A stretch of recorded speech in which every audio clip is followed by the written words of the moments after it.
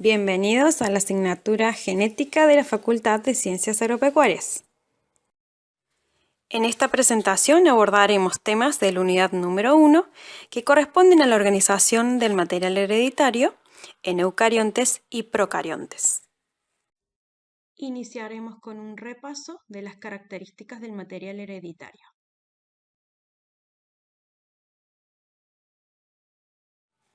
La vida se caracteriza por una gran diversidad, pero en las instrucciones de codificación de todos los organismos vivientes están escritas en el mismo lenguaje genético, el de los ácidos nucleicos. En la mayoría de los organismos el ADN transporta la información genética.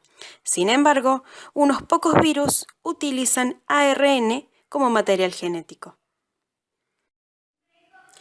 Esto fue demostrado sobre estudios realizados sobre el virus del mosaico del tabaco que infecta y causa enfermedad a las plantas de tabaco. Este virus tiene una sola molécula de ARN rodeada de un cilindro dispuesto en forma helicoidal de moléculas proteicas. En las bacterias, la herencia es fundamentalmente similar a la de organismos más complejos, pero el genoma bacteriano es haploide.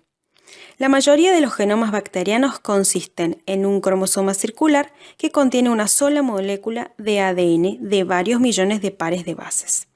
Sin embargo, también hay bacterias que contienen 2 o 3 cromosomas. La molécula de ADN está en el citoplasma de la célula. Un dato curioso es que muchos cromosomas bacterianos están organizados de manera eficiente.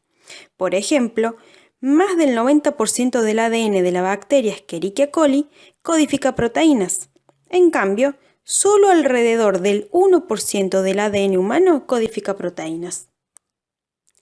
Además de tener un cromosoma, muchas bacterias poseen plásmidos, que son moléculas en general pequeñas de ADN circular. Algunos plásmidos están presentes en muchas copias por células, mientras que otras lo están en solo 1 o 2 copias. Por lo general, los plásmidos portan genes que no son esenciales para la función bacteriana, pero que pueden desempeñar un papel importante en el ciclo vital de esta. Hay muchos tipos diferentes de plásmidos. Se estima que la bacteria Escherichia coli sola tiene más de 270 plásmidos naturales diferentes. Algunos plásmidos estimulan el apareamiento entre bacterias. Otros contienen genes que destruyen otras bacterias. Los plásmidos son muy utilizados en ingeniería genética y algunos de ellos intervienen en la diseminación de la resistencia a antibióticos entre las bacterias. Cada plásmido tiene un origen de replicación que es una secuencia específica de ADN donde se inicia la replicación. Esto permite que un plásmido se replique en forma independiente del cromosoma bacteriano. En las células eucariotas, el material hereditario es el ADN, pero en este caso está envuelto en una membrana que denominamos nuclear y que define el núcleo de la célula.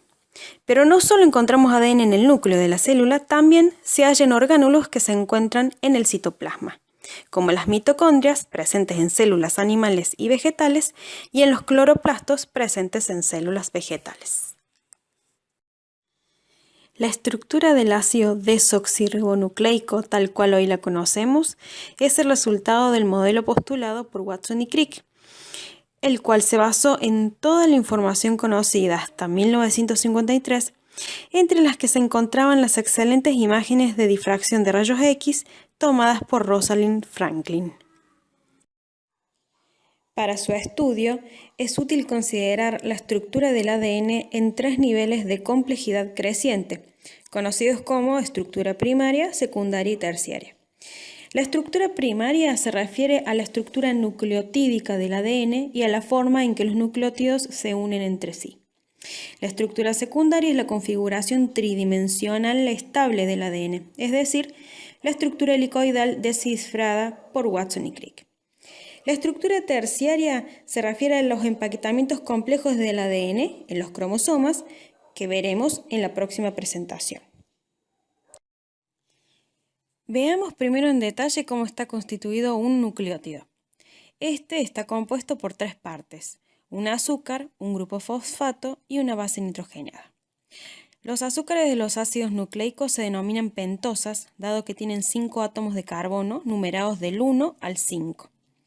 La pentosa que conforma un nucleótido del ADN es una desoxirribosa, ya que en la posición 2 tiene un átomo de hidrógeno en lugar de un grupo hidroxilo. De allí su nombre, ácido desoxirribonucleico. La combinación de la base nitrogenada con el azúcar se denomina nucleósido.